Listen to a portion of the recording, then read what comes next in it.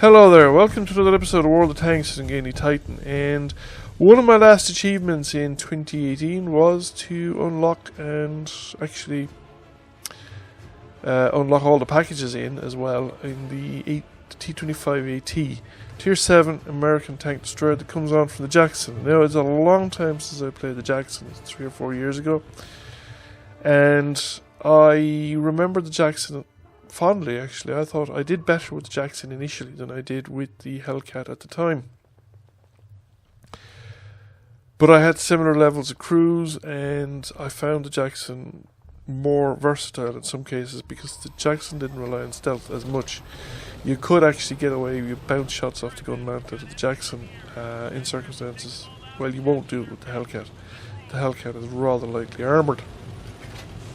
Now, I am playing this with crews that are not terribly experienced in comparison to the crew that I had in the Hellcat in the later period when I went back to the Hellcat and played it fairly seriously, and Elite of the Hellcat managed to move on beyond the Hellcat. Therefore, I don't think my comparing it to my experience in the Hellcat is entirely fair. What I have found about it is, though, that the lack of turret is not made up for by increased armour. This thing doesn't really bounce shots, at least not in my experience, and you're losing stealth when you move the hull to bring the gun to bear onto targets that are outside your firing arc. So you're going to lose stealth in circumstances which you wouldn't do in the Jackson or in the Hellcat, nor in the T-25 too. So I think it compares unfavorably to those. The guns are good. I mean, it's the 90mm gun for the most part.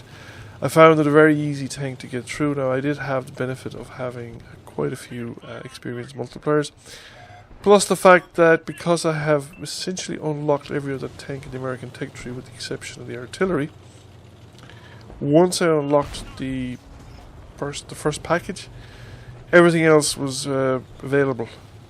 It cost me 0 experience past the first package to get up this thing to the last package. So all that remains now is for me to elite this tank to unlock the T-28, which is a different beast entirely. The T-28 is going to be a lot more armoured compared to the T-25AT, but we'll have to see how much that has, or how much bearing that has on the performance of the tank. When we get there, I have no experience of it at the moment.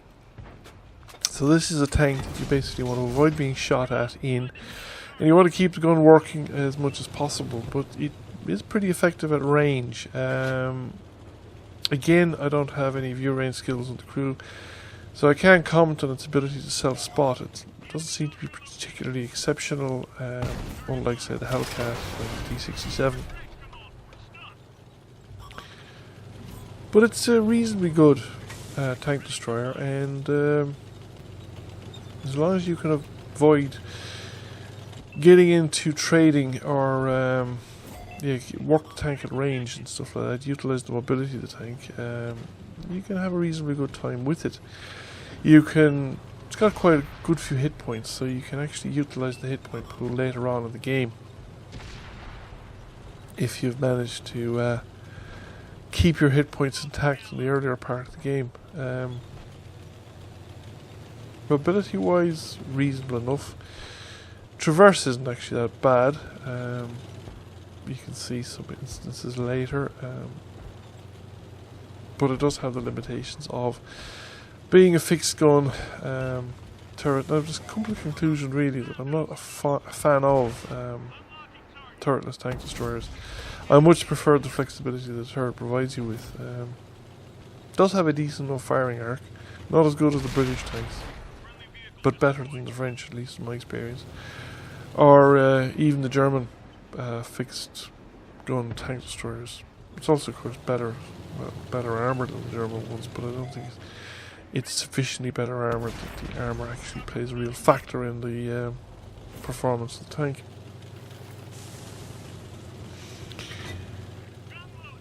Do need to let the gun aim a bit before you fire. It's not the best snapshotting in my experience, but that also is partly a function of crew skills, because you can train up crew skills that can improve your chances of snapshot. So here we have the AMX-13 whatever it is, 57 trying to get around behind me. But between me and the tanks behind me, he was never going to really succeed there because there was tank destroyers behind me as well, and they were all going to get a shot at him. Tiger 131 is a trickier proposition. And if it weren't for the fact that I had the second tank, I would probably have a lot tougher time here. He's now distracted, he's not paying attention to me. Don't quite finish him off, but he's going to be finished off before I get really involved any further. So we win this game comfortably enough, but the tank actually performed relatively well. Got 4 kills. 8 damaging ribbons, over 2k damage. So it has a pretty good damage output once you can get the gun. Bring the gun to bear and get the gun firing. And it's enough to give us a first class mastery.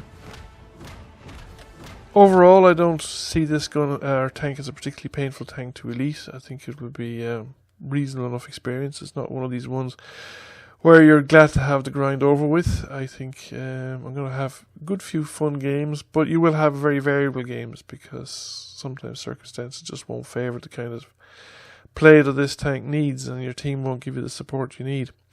So I hope you enjoyed the video and found it interesting. If you did, please give it a like and a thumbs up. It really helps the channel out, and I will look forward to seeing you all again soon. Bye for now.